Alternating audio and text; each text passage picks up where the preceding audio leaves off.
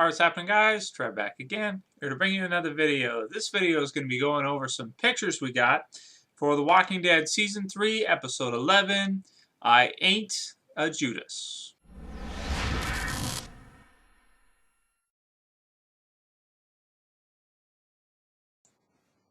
Alright, so in the first picture here, these pictures, by the way, were released by AMC, just as promo art for the next episode, just so we can kind of get a feel, get some shots, and of course, along with the promo and promo trailer, I should say, and sneak peeks that we've seen.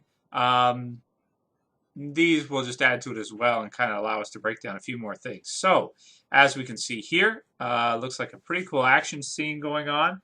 I believe this is probably when they're going around taking out some walkers, because obviously after the battle there's going to be tons around the prison. I mean, all the noise, everything like that. It should be equivalent to almost like a herd coming in. Almost. Maybe not quite, because they're kind of are in a rural area. It's not near a major city or anything, but there still should be a good solid maybe 50 to 100 new walkers coming on in the area. As we can see here, Merle appears to be accepted by the group somewhat and is helping them out. He's got, I don't know, what is that, a submachine gun, I guess you could say, and in his crouching pose using his I don't know if you want to call it a bayonet, but his blade hand to steady it, which is pretty cool as well. And as we've seen before earlier on the season, he is a fantastic shot, even though he only has one hand. He has grown accustomed to it, because if you remember, he was tied on the roof like a year ago. So obviously, if he's been practicing over the course of the year, he may be a better shot with that than he ever was even with two hands, at least with from close range, maybe not from far away, but that's that. Anyway, I like the picture. Really cool to see both brothers together, brothers in arms, and it'll be interesting to see what the group does with Merle, because they kind of need him, as they don't have a lot of members themselves. And next, speaking of not having too many members, we get to see just a look of the group sort of lined up here, minus Herschel. And man, do they look thin, do they not? They do. I mean, well, I don't mean like physically they look thin. I mean, well, they do, but I just mean, you've got three females, Rick, Glenn, who's a young adult, but then you have Carl, who's a kid, with a gun that's bigger than he is. I don't know how effective he's going to be with that. Also, Beth, gun's bigger than her. And Maggie, well, she's got a big gun. It's still kind of bigger than her. Carol, no, okay. That I don't know. For some reason, that works a little better for me anyway.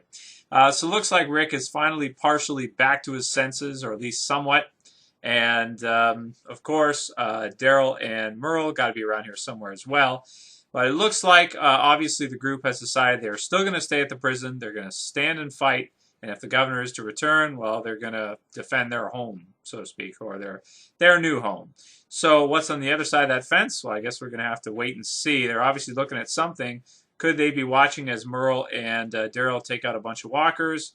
Or could they be waiting for the governor or somebody to arrive? I don't know. I guess we'll see. But anyway, another cool shot. And in this picture, of course, we see Maggie standing in the lookout that they've created, as we've seen them been putting up those little those barriers, the crates or whatever those are, against the fence on that pass sort of part that connects the two buildings in the prison. Perfect spot for somebody to snipe from, or just to get a good look at whatever is anything suspicious or anything going on, or an attack underway or anything of the sort. So, not too much else to say about this picture. And next we have another shot of Merle at the prison, helping out Daryl and the rest of them to clear out some of the walkers. So, again, cool shot, cool picture, and going to be very cool to see his interactions with the rest of the group. I think that might be the most exciting thing coming up very soon, as I don't think we're going to see a big gun battle between the governor's group and Rick's group, not for a little while anyway, because we just did get one. So at this point, I think it's going to be more of a feeling out time between Merle and the group, and it should be pretty fun. And last but not least, what would The Walking Dead be without zombies or walkers? Why do they call them walkers? Well, I guess they don't know the term zombie, and that doesn't exist in their world. But nevertheless, walkers, I guess we'll say in this situation. Um, The Walking Dead has some of the coolest looking zombies in any movie, show, anything. I mean, they look fantastic. Even compared to the Romero film zombies, these ones look awesome. Greg Nicotero is the man. Look at the one at the front there without the arms. That is sick. That is sick. The others as well, especially like the one to the back left, who's kind of like, he's got his head all like bent down and stuff.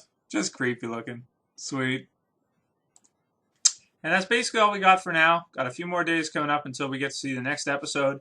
But can't go wrong watching home a few more times. I mean, that episode was just crazy. Especially the ending, man. It's got to be, if it's not the most exciting sequence in The Walking Dead, it's got to be up there. It's got to be in the top 2 or 3. It was just crazy. So, really excited for the next episode as well, and look forward to the rest of the great season. Anyway, that's it for this video, guys. I'll see you for the next one. This is Trav, saying peace.